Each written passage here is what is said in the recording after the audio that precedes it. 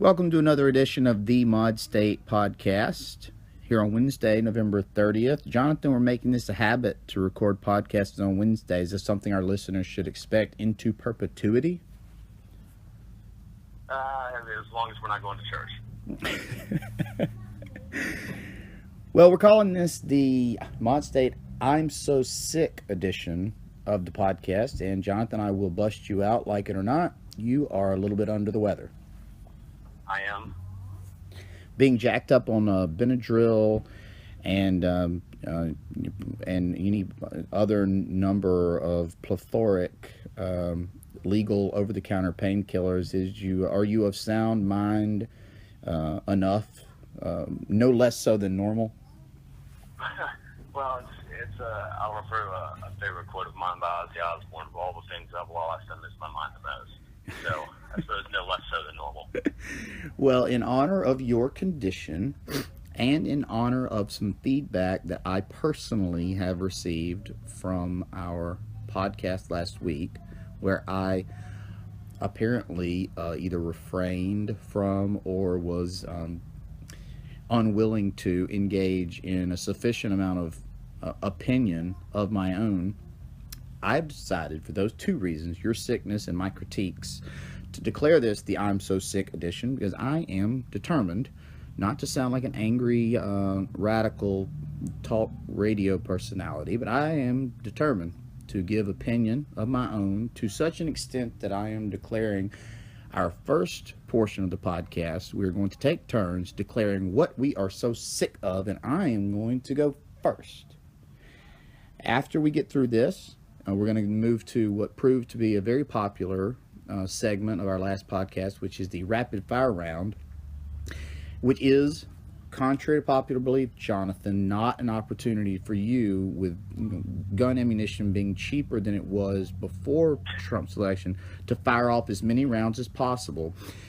We are going to go line by line through some very quick names that I'm going to shoot at you and get your response to, and end with the in mixed company section, where you and I will each give what we will discuss at the cocktail party that we will be attending after you come down off of Benadryl, run out, and realize that you need alcohol, which is the only true medicine I've ever found to work when I'm sick.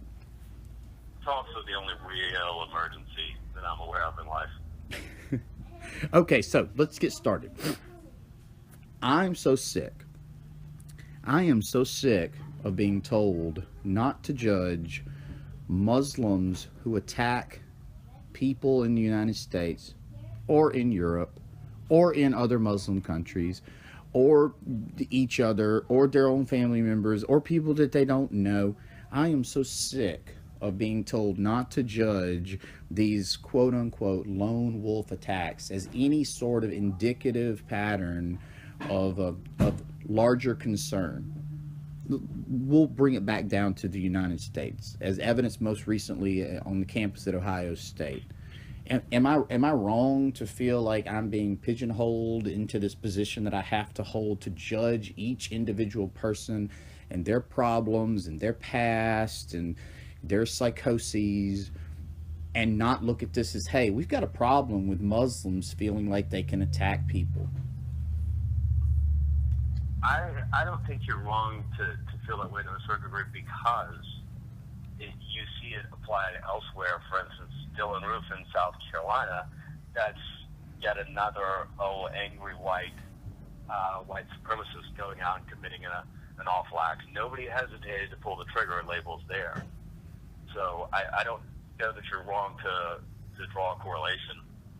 Do you think that the United States, and when I say that I mean the citizens, do you think that we've done a better job than the other countries in the world that have had to deal with this, especially European countries? And on the back of your response, I have a very strong opinion about this.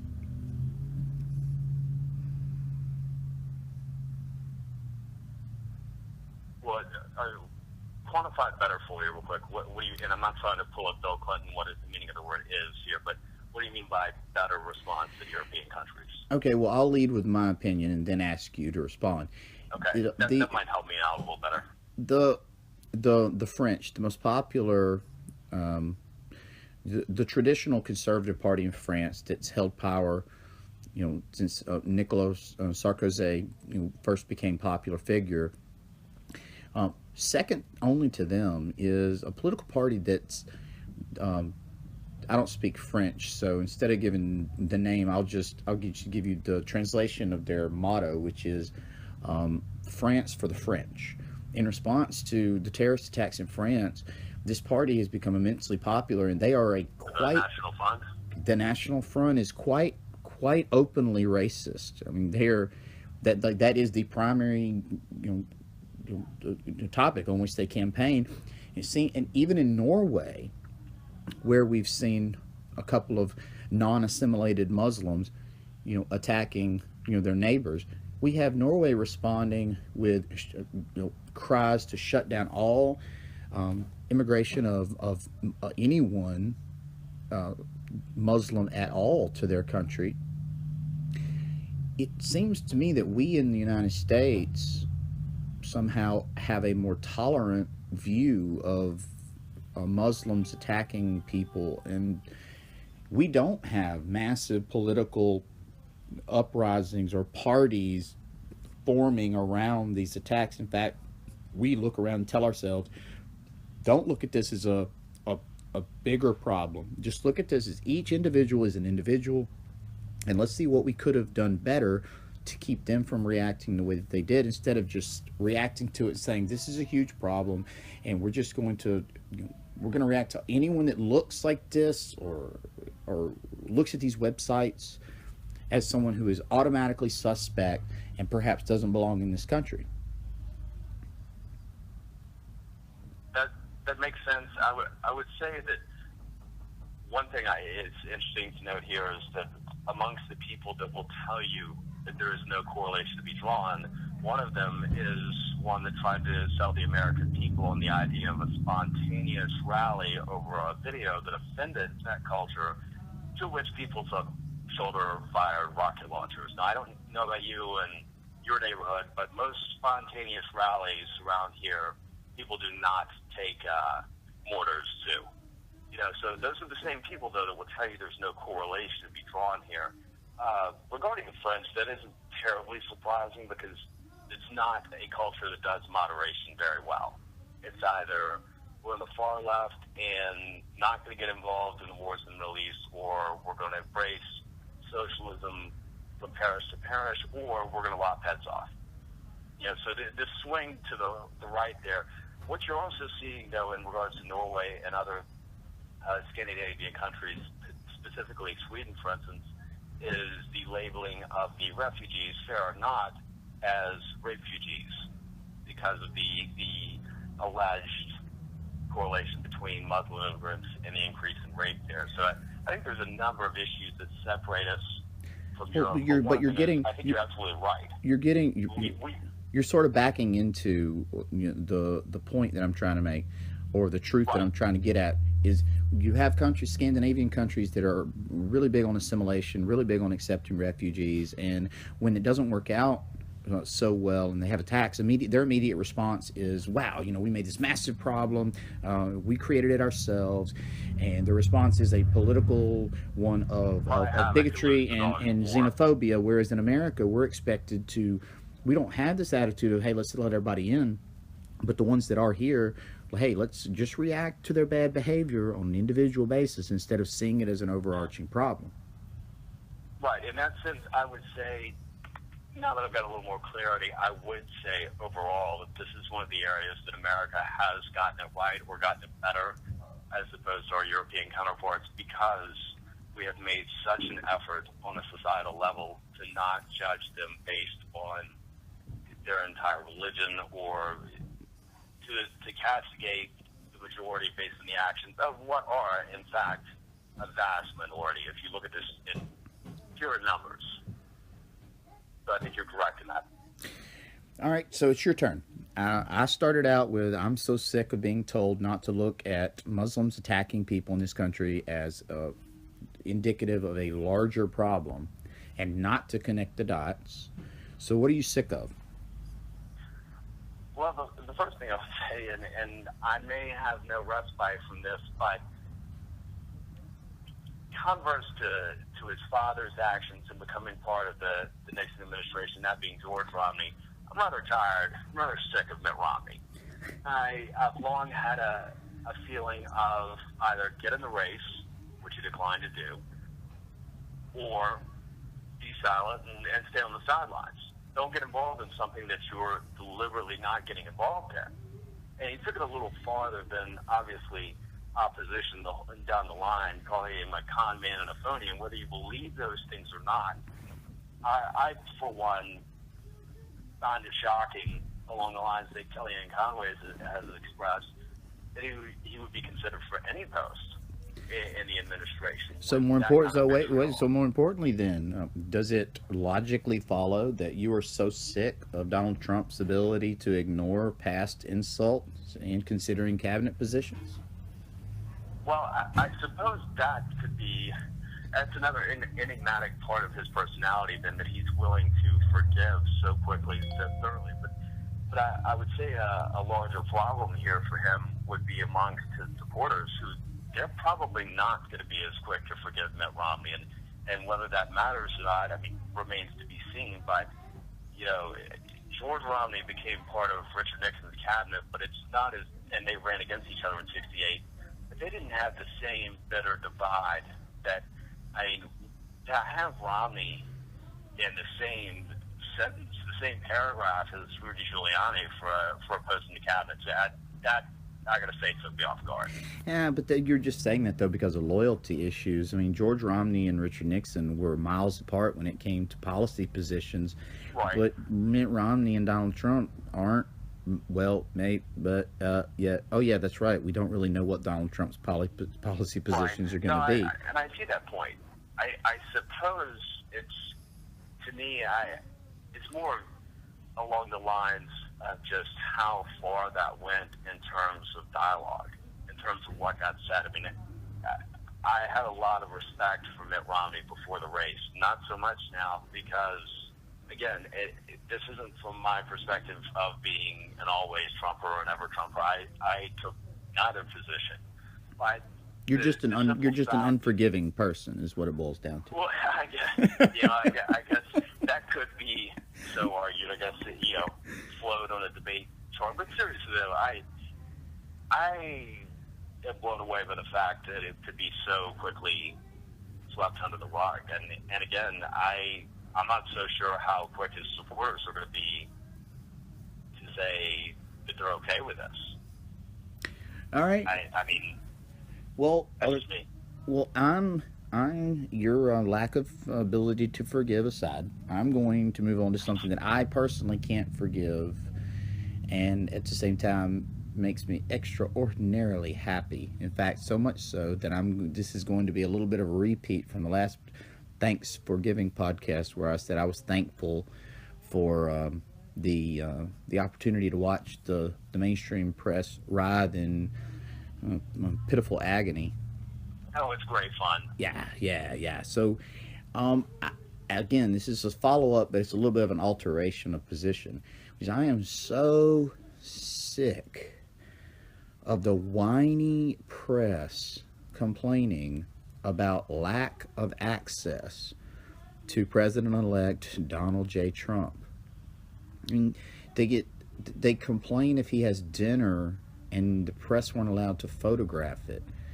I mean, they complain that he's only eating at Trump properties, and then he eats somewhere other than a Trump property, and they complain because one aide that said what they had to eat, the press criticizes what they chose to eat. I mean, I actually tweeted, literally, this was the byline of a CNN headline about Trump meeting with Romney for a second time to discuss the Secretary of State position. Literally, the byline said, Priebus, Trump, and Romney eat chocolate cake for dessert. Like, it was, Trump meets with Romney for a second time. The byline, Priebus, Trump, and Romney had chocolate cake for dessert. I mean, like, that's how pathetic Well, you know it the is. reason they had chocolate cake, right? Of course, because New Orleans is a chocolate city. Yeah, and they're Yes, going and after they're that. racist. Yes, and They're racist. and because they're trying to cover up their innate subconscious racism, right? Yeah. Yes, So that was a subconscious way of exercising the racism within them. all right, so you're the managing editor of a journalistic startup. I mean, how do you Right. respond as a member of the new stream media to this complaining about lack of access? Well, we haven't been around that long, but it doesn't seem as though we had any. Now, this is a Trump surrogate that you had on the podcast with you before, Mr. Mitch Tyner, but we didn't have that much problem running down access. But maybe it was because we treated a former Nixon staffer fairly. I don't know, but as far as him not granting constant access to the media, I can't say that I blame him. First Amendment aside, regardless of what he eats or where he goes or who he talks to, you know he's not going to get a fair shake because he doesn't have a D in parentheses next to his name. They don't like to accept that, but that's the reality. All right, so it's your turn, Jonathan. Other than being sick enough to down an entire bottle of Benadryl before speaking to us, and another bottle since we started talking, put it down. Put it down, Jonathan. Put it down. Right. All right. Well, What are you sick of? This is your last opportunity before we move on to the rapid fire round. Well, you and I kind of talked about this a little bit before the podcast, but I suppose I'm sick of kind of the irony that's developed here with this equal but separate movement you see on college campuses. All right, talk about this. Don't assume that the listener understands. Right. Tell us what this is that you're talking about. You've tweeted about this. I've retweeted. Some of this had to do with Berkeley. That I'm giving. I like you said, it's impossible that nobody within those organizations has picked up on this, but there's a push right now amongst Black Lives Matters groups of college campuses to have equal but separate spaces of college campuses. And I couldn't help but notice that is the exact inverse of the pro-segregation phrase, separate but equal. And I'm sure, how could, at Berkeley, for instance, these well-educated people not know where that Separate phrase stems from? but equal was a term used by the Supreme Court before the Civil Rights era to establish that segregation was legal and constitutional as long as the black schools were just as good as the white schools, the black hospitals were as good as the white hospitals. But of course, obviously, that was patently not the case, which the cornerstone of the Civil Rights Movement was that separate is by necessity never equal. So do you think that they're just simply trying to say we are the opposite of segregation by turning it around, while simultaneously not understanding the the repercussions of this? I would say I would be inclined to give them the benefit of the doubt if I hadn't become informed. Or, there was this statement made by Spiro Agnew in regards to the college campus groups of follow the money. Well, if you follow the money here, it goes back to men like George Soros. And so that removes from me any real benefit of the doubt. But let's say, for instance, that you're right. It doesn't change the fact that I believe that Dr. King and Rosa Parks would be greatly disturbed by this, because I don't think that's what they fought for, was to then have a voluntary separation. I mean, if you want to limit yourself to only those that agree with you or look like you, then fine. That's your business. But as a policy, like the students that have protested and told professors that we're not here to learn, we're here to be in a safe place for our ideas. And I'm going. I don't know when the educational system descended into this chaos. I don't know what the way out of it is, but I suppose it's along the lines of a greater picture of the act getting old. As Stephen A. Smith, an ESPN columnist, has said numerous times, when everything becomes a race issue, then nothing is a race issue. Right, I completely When agree. it But gets said so often, basically it dilutes the field to the point where when there are legitimate racial issues, and there are, okay, but it gets said so often, Gabriel, you know how this is now, so just about any time you begin to use, you just get the R out of your mouth, and your average blue-collar white person has already tuned you out. Why? Because of how often it gets played. but how We know this to be the reality.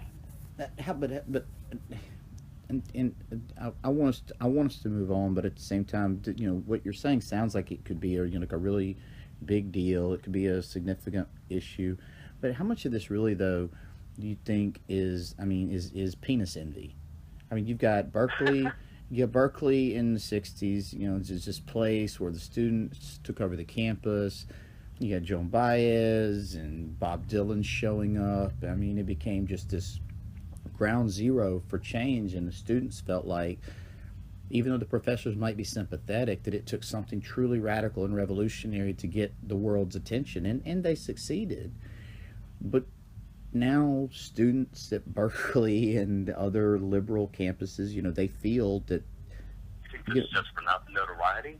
yeah, I mean, Maybe? yeah, well, it's, what was it that Brad Pitt said in Fight Club? We have no great great war. We have no Great Depression. We don't have any of this significant. It's our great war is spiritual war. Our Great Depression is our lives. You have these kids that feel like the only way they can be important is if they have a war to fight. If they have some great I see cataclysm. that side of it. It's interesting that they would pick this one, though, because there's a number of distinguishing factors between them and their parents' generation, the baby boomer generation. But one thing that stood out during that time was they wanted to be, the baby boomers, that is, when I say they here, they wanted to be treated as adults by the administration of their college campuses. Yes, they were there to learn, but they wanted their views to be respected. Now this group, it's gone beyond tolerance. It's gone into, tolerance needs to put up with, not to embrace. This group now, our generation, as much as I hate to use that phrase, it's the reality. Our generation, they don't care about being treated as adults and having their views tested. And obviously there's a number of distinguishing factors, but if you're an academic at this time, which I do not associate myself with that crowd, but if you are, you've got to find this turn of events disturbing. That it's like, so in order to make yourself stand out, you've got to undo progress in another area so that the next group can come in and rebuild it. This is different from Alexander the Great crying because there were no more lands left to conquer.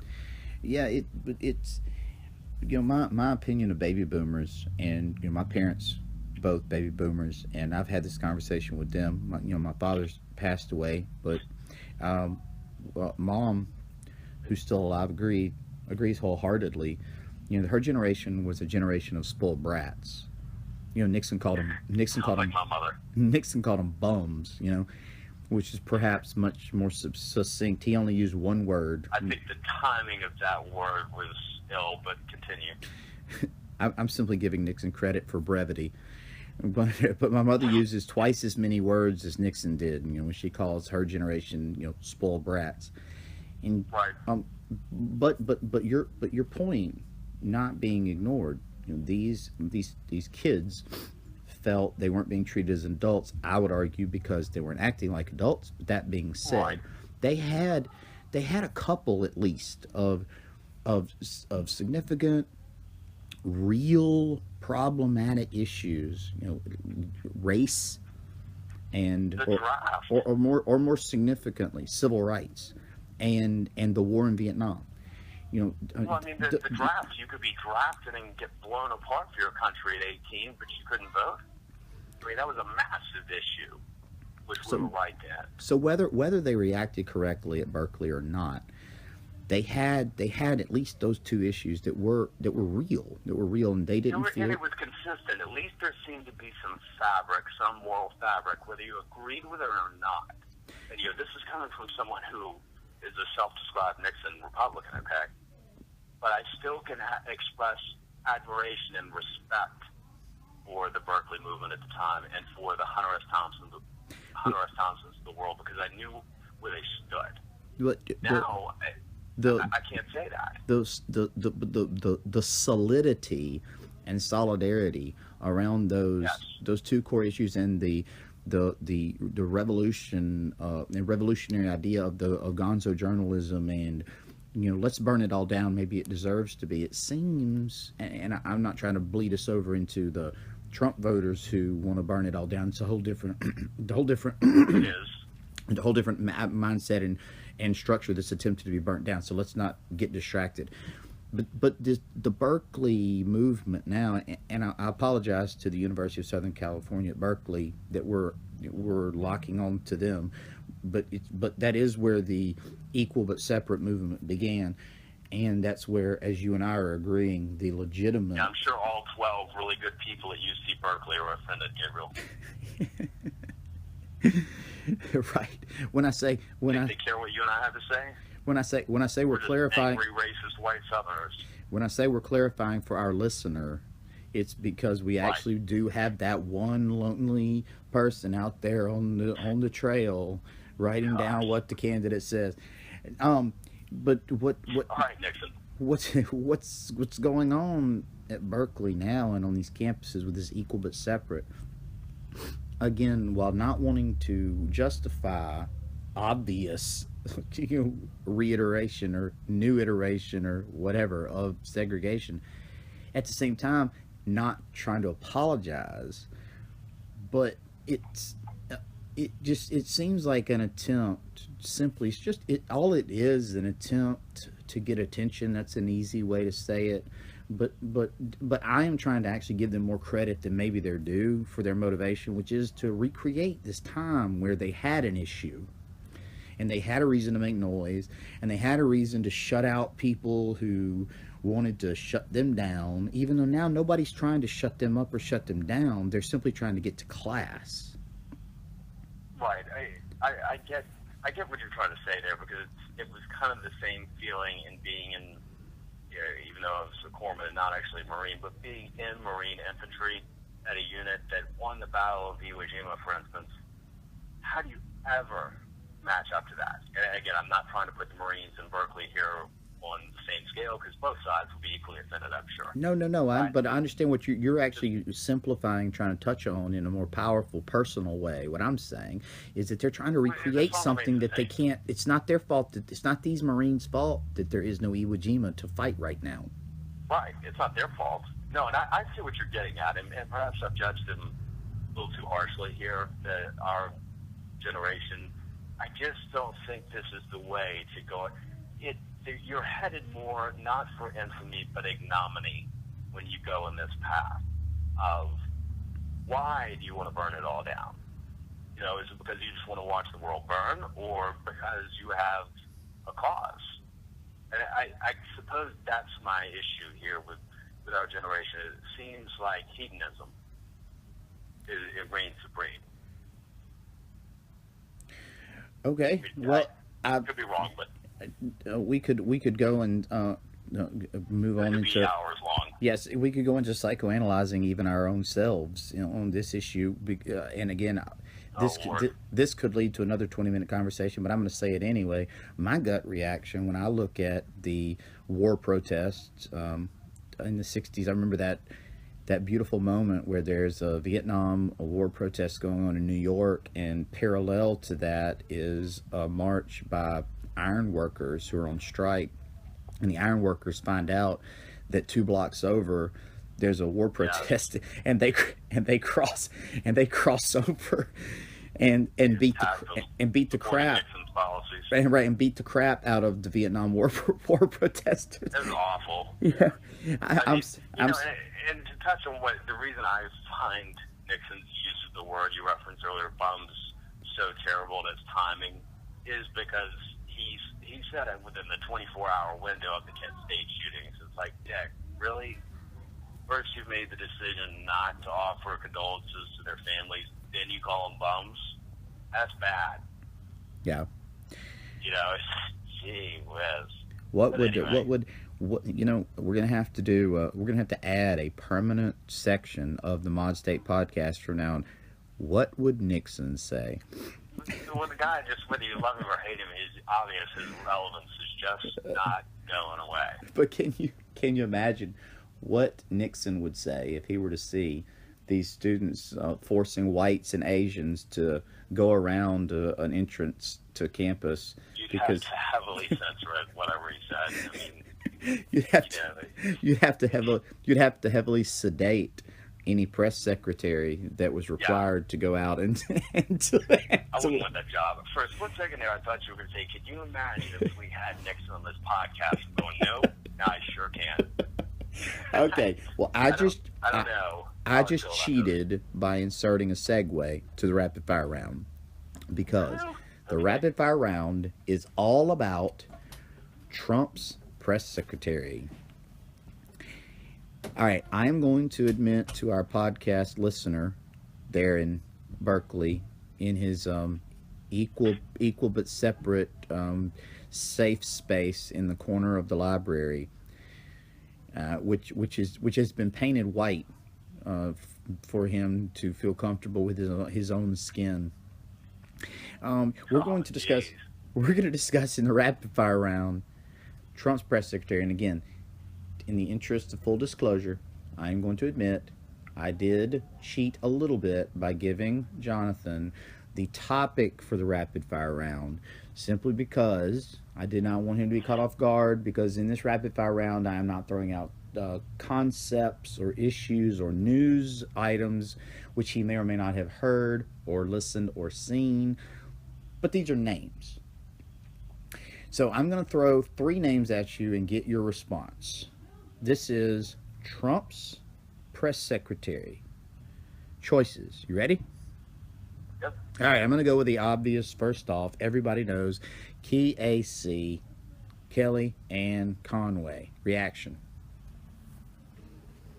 To me, the first choice here would be the best choice. You obviously want a press secretary that's going to be loyal to you, and in his case, it seems like it's going to be a relatively easy job because they're going to heavily limit the amount of exposure he has in the media anyway. But I think she has a great way about her in dealing with the media, where she can flat out disagree with whoever it is, but at the same time, she's, well, I'm going to watch my pejoratives here, but she's not rude about it, shall we say. All right, everybody that's listening knows that, you know, I normally don't do follow-ups during the rapid fire round, but I have to make an exception here because we had Kellyanne come out and openly deride the concept or possibility of Mitt Romney as Secretary of State. So if Kellyanne, well, 2-part question. Does that mean she can't be press secretary because she's come out and openly disagreed with the decision Trump might be making? I didn't even think about that. And second question, if that doesn't mean she can't be press secretary, does that mean that we are in a brave new world where not only the press doesn't get access to the president, but even the press secretary herself is allowed to disagree openly with the president? I suppose in this case, and that's something, again, I hadn't really thought of before I answered, but the manner in which she disagreed appears to have been an issue because she went rogue, if you will, in talking to the press about her dissent on Mitt Romney being a consideration. So there is an interesting issue there. Can she be press secretary now if he's picked for Secretary of State? And yeah, if so, are we living in a world with so many moving pieces that the title is irrelevant? I mean, I don't know. That's kind of interesting. I'm glad you brought that up. All right, so next question. Instead of throwing you a name, I'm going to ask you a question that involves a name. Right. If Laura Ingraham were press secretary for President Trump, would she ever actually hold a press conference? Oh, touche. Hey, just stop. Hey, stop. I know this. Hey, look, I know this is the rapid fire round, but I want you to just stop and just envision Laura Ingraham as press secretary. I can't. No, not laughing. I mean, she hates the media so much. All right, go ahead. You got to give me your reaction. You can't just say the obvious, man. Yeah, you have to I pretend, and okay. it's part of the podcast, man. You have to pretend. I Come on. think I think I mean, anybody could technically perform the functions of the job. She could do a decent job if she were able to overcome this seemingly personal, visceral hatred she has for the media. If she could overcome that, because part of it is you have to remember, in you and I have discussed this, and this is for another podcast altogether, but with the reformation, or however you want to put that, of the new media, there are going to be some good folks that emerge, such as you and I, that are well intended, and then there are others. We Hey, don't have a monopoly of whoa! good Don't, intentions, but so, don't raise the expectations, man. Don't start claiming I'm a good folk. I'll give that, not me. Come on. well, it may be a bit too far in either circumstance, but the point is, though, you can, but you shouldn't have a one size fits all rule for the media here. And I think, but on the other side of the coin, though, maybe she works it because that seems to be what unified the whole campaign to begin with, was this real feeling of us versus them. I agree. Workers class versus the elitism. So maybe she's the perfect pick because she can just keep the whole thing going. I don't know. Is that conducive to healing the nation? Probably not. But maybe that's not what's warranted right now. Maybe the have-nots haven't finished their business yet. All right, I'm gonna go with the third one, which is, yeah, I guess in some ways a little bit more out of the box, and I'll tell you why I bring his name up as a legitimate consideration after you respond. But third name, Ari Fleischer. This is the one I'm going, what? Yeah, this to me would, I don't want to say be a worse pick, but in my personal opinion, yes, it would be a worse pick than Laura Ingraham. Because, yeah, I mean, let's just go ahead and say the obvious here. George W. Bush has been a political albatross for the Republican Party. And only now has Donald Trump seemingly exercised these demons for the GOP. And now you want to go back? But that being said, how, Jonathan, come on, let's lay our cards on the deck here for a second. How old were you when W was president? I was 16 when he was elected. Okay, all right. In 2000. So you were old enough to grow up watching the White House daily press briefing. Oh, and God knows in my family I did. You didn't have a choice in the Dominican family to pay attention.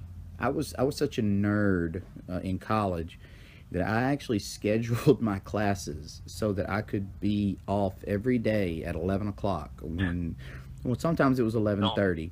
Don't feel bad.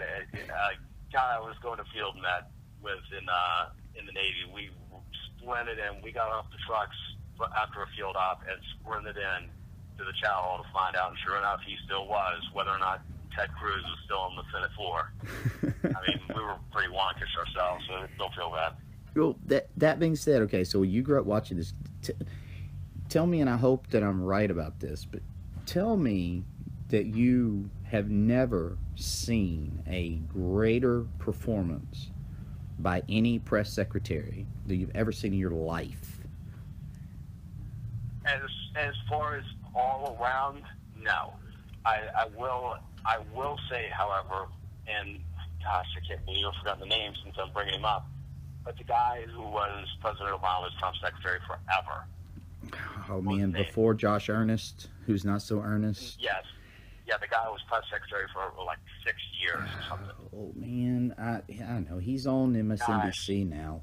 It's on the tip of my tongue, but regardless, that guy, if he doesn't have some form of stomach cancer or at least pervasive stomach ulcers, like it would be a miracle. I would not have wanted that job. But so again, being honest, the reason I put Ari Fleischer on the list is not because I've heard anyone say that Trump is considering Ari Fleischer, but because Ari Fleischer. He's had. Why would you not want him then on that metric? Well, he has had a communications corporation that's been phenomenally successful. Using the metric you just threw out, best overall, yeah. But I could, to your point. But he has suddenly appeared without having a whole lot to say other than on Fox, and that's only as a guest, not as someone hired by Fox News, unlike Newt Gingrich. But Ari suddenly has appeared in the last 3 weeks, has appeared on over a dozen talk shows on the radio, has appeared on Jay CNN, Carney. NBC. Yeah, Jay Carney, good job. But All right, anyway, go ahead. Ari Fleischer has been, and he has specifically come on to talk about the role a press secretary should play, the future of the administration's relationship with the media, and in every instance has been asked, if you're offered the job, would you take it? And doesn't poo-poo it, laugh about it. He describes, again, repeats the role that the new press secretary should play. So here's my follow-up question about whether or not he would be a good choice is, if he were selected with the experience that he had under, constantly being attacked, personally and in defense of the president, and his constant eye rolling and just shutting people down, with this whole concept that he has, which I believe you and I both agree with, of the new relationship the administration should play. With Kellyanne Conway, we're talking about whether or not she would be able to disagree with the administration. With Laura Ingraham, we're talking about whether or not she would even hold press conferences. With Ari Fleischer, would he not just hold press conferences and then just laugh at the media, and then never follow up on the questions that they ask? It was kind of fascinating to watch, because you were watching this better-looking sort of Newt Gingrich or Nixonian character just in this absolute just mockery of the media. I guess the reason I expressed such surprise before it come out would be because, again, harkening back to the Bush era, but as far as the ability to do the job, of course, you'd be crazy not to consider it, but if he was realistically open to it. But so again, to summarize, what I get from you is Kellyanne Conway, obvious choice for obviously good reasons. Of course, she can write her check wherever she wants to work, though. Such is the reality. After leaving Ted Cruz's campaign, which, being on that campaign to begin with, obviously that one alone, but to then go and do the job that she did, taking over as the third person for Trump, I mean, she literally can write her ticket doing whatever. Yeah, in some ways, she'd be selling herself short to take a job. She's massively short to take this job. Yeah. So again, in terms of mere numbers, of mere money. So if Trump had his druthers, Kellyanne Conway, obvious choice for obviously good reasons. Laura Ingraham, shocking, but shocking for good reasons. Ari Fleischer, if Jonathan and Gabe were the ones making the pick, and it had to be between these three, does it sound like you and I would pick Ari Fleischer, if he, of course, would agree to do the job? If he would take the job, yes. Because I think, for one thing, Kellyanne Conway could be used in other areas. If nothing else, and I should have put it that way because it makes it sound like she's utilitarian good, but I feel like she's a resource. She's not even a resource. She's a commodity. Yeah, exactly. She's a commodity now. Yeah, you know what I meant. But I think she might be able to better serve the American people. Let me put it that way. If he's willing, if he's crazy enough to get back into that environment after the 8 years that he spent, not about under Bush, if he was willing to do it, of course. But I'm not seeing that one. I could be wrong. I wasn't seeing a Trump presidency 2 years ago either. So. Okay, so, Jonathan, in mixed company, and we're not talking about Kellyanne, Laura, and Ari.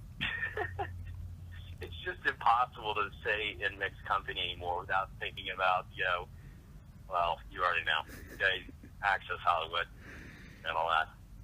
All right, when in mixed company, not on a bus with Donald Trump and an Access Hollywood reporter, what are you bringing to the intellectual, cultural, conversational table And I am going to cheat again by beginning, just like I did in the I'm So Sick section.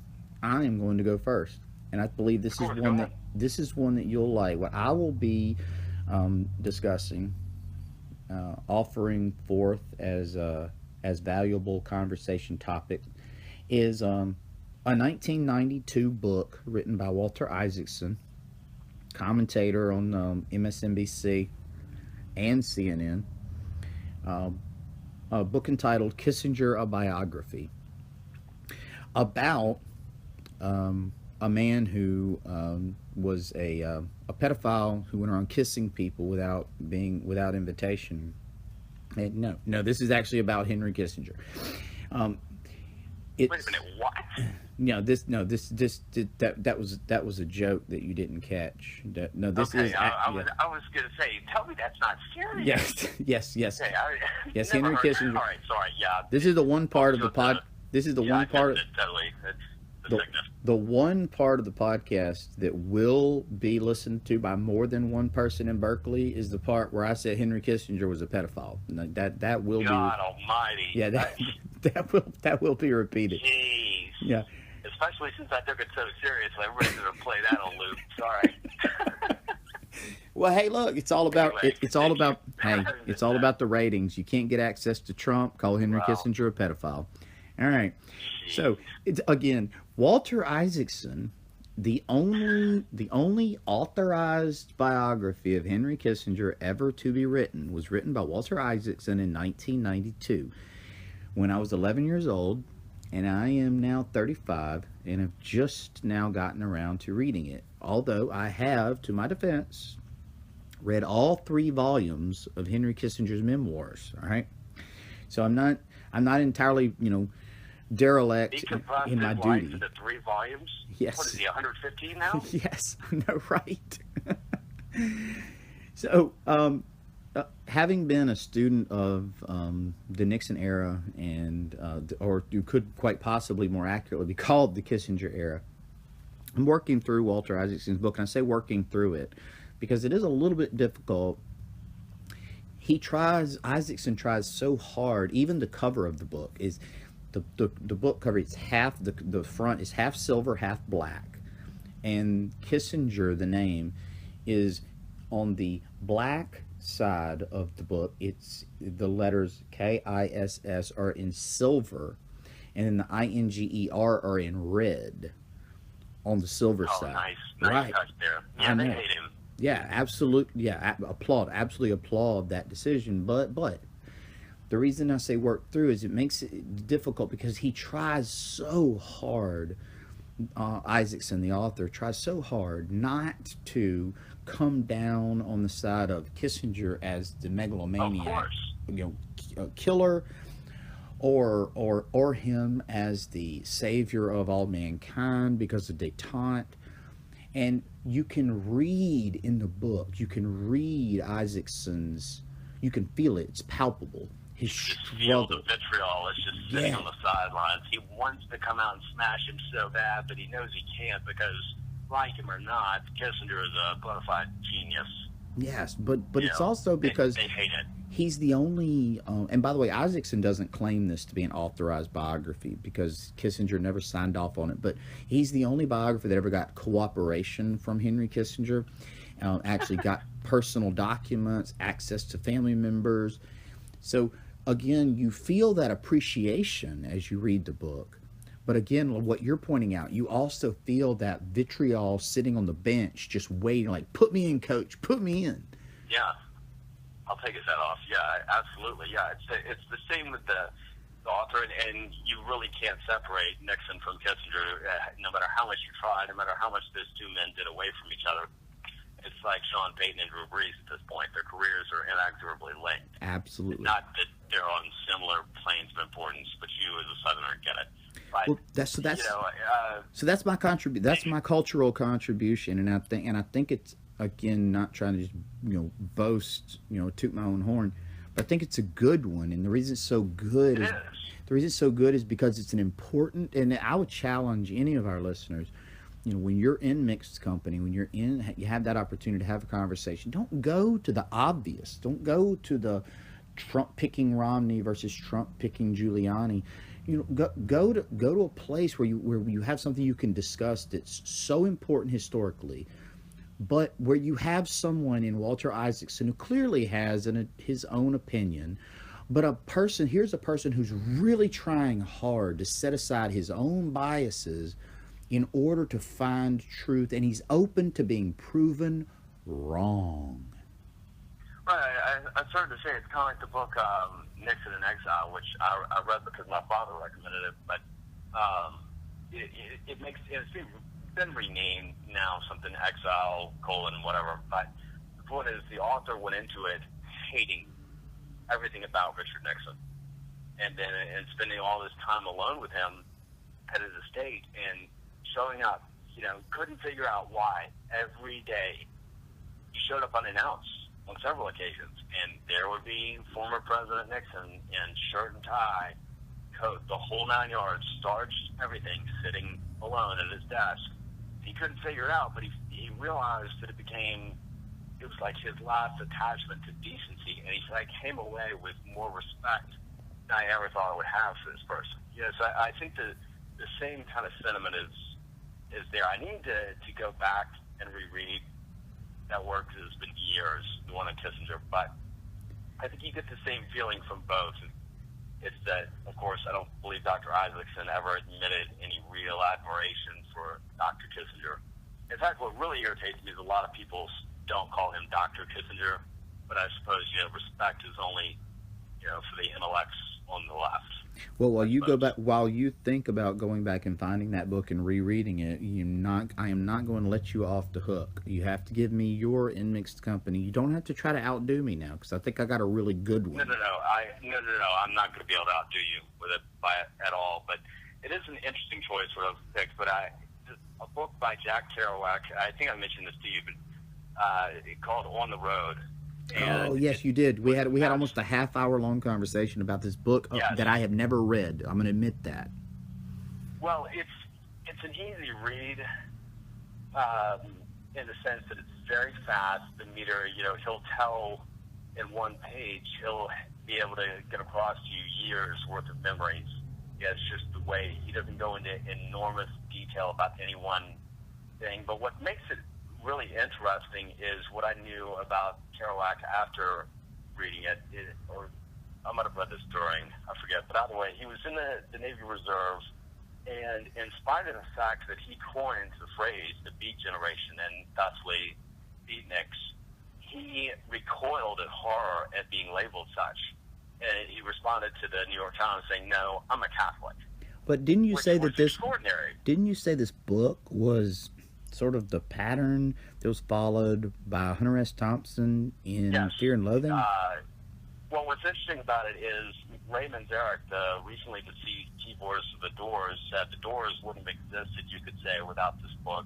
And Bob Dylan and Paul McCartney and John Lennon alike have all said their careers would never have gone the same way. And yes, ultimately Hunter S. Thompson's meter would never have changed without reading the book. And you would see why when and if you do read it, it clocks in at just a little over 200, 250 pages, maybe tops.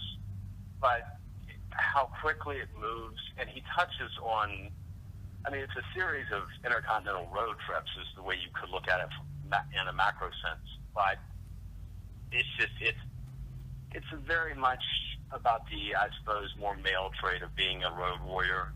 And it's a forgotten time as well. You having to telegram and wait and hope when you arrived at another city in a couple of days that your aunt got the telegram and forwarded you $50. We don't live in that world. It's insane.